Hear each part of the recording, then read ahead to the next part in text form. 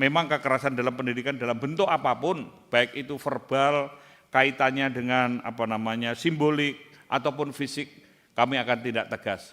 Bahkan kami sudah berupaya untuk melakukan dengan adanya fakta integritas, sehingga mereka ini berjanji kepada Tuhan, kepada negara, kepada masyarakat, kepada Polri, dan pada dirinya. Sehingga model merit system, yaitu mereka mengakui kalau melanggar poin-poin di atas, siap mengundurkan diri dan untuk bisa menerima sanksi.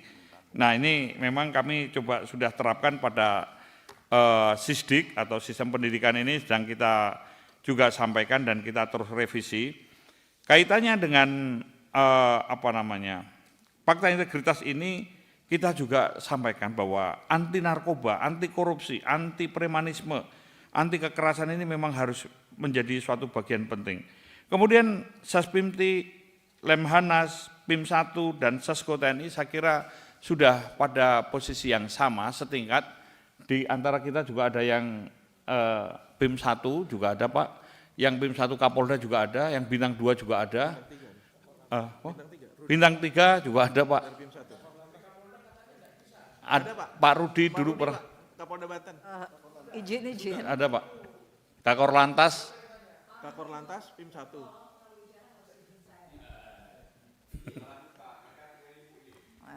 Jadi tidak bisa berinteraksi tanpa seizin saya Bapak Ibu sekalian.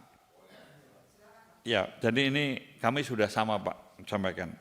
Kemudian masalah narkoba kami juga sudah dengan keras dan tegas mengatakan kalau ada narkoba dan lain sebagainya. Termasuk, mohon maaf kaitannya dengan LGBT ini kami juga tidak tegas, sudah tidak toleran lagi Pak.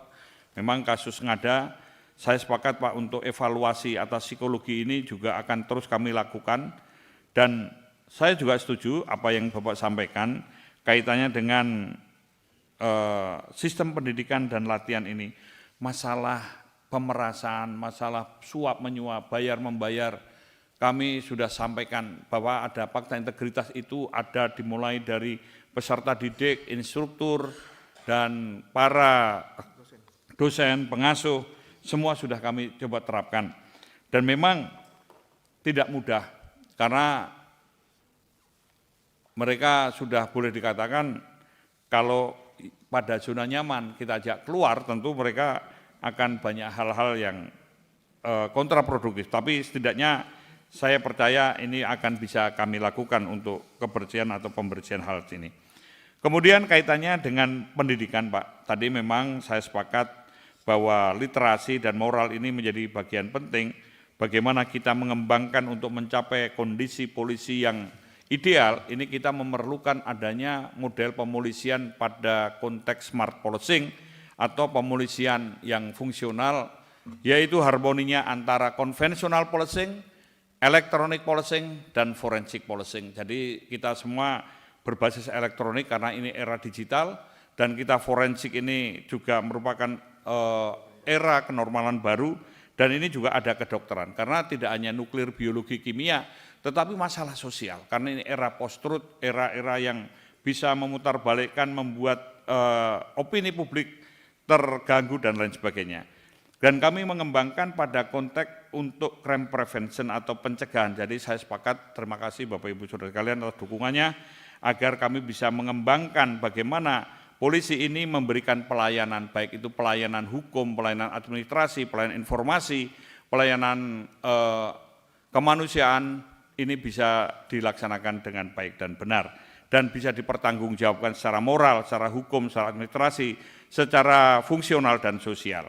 Dan ini semua juga akan berkaitan, Bapak Ibu Saudara sekalian, mengingat keindonesiaan yang rawan bencana, rawan konflik, ataupun rawan perpecahan, maka kami untuk para pemimpin atau level Akpol dan STIK ini akan diikutkan untuk dasar BRIMOB, supaya mereka memahami tentang emergensi dan contingency policing.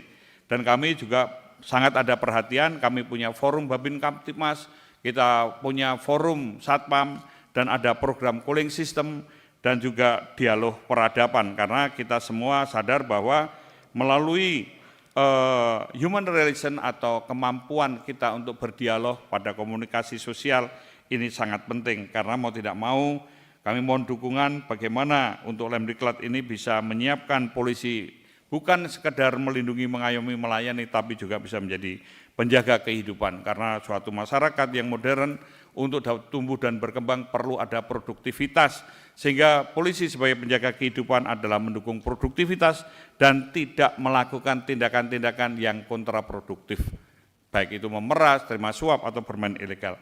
Dan juga polisi sebagai pembangun peradaban, karena polisi menegakkan hukum sebagai simbol peradaban, maka polisi menegakkan hukum adalah untuk menyelesaikan konflik secara beradab, untuk mencegah agar jangan terjadi konflik yang lebih luas, untuk membangun budaya tertib, supaya ada kepastian, dan ini merupakan suatu edukasi, dan tentu pejuang kemanusiaan, karena polisi ini untuk mengangkat harkat dan martabat manusia.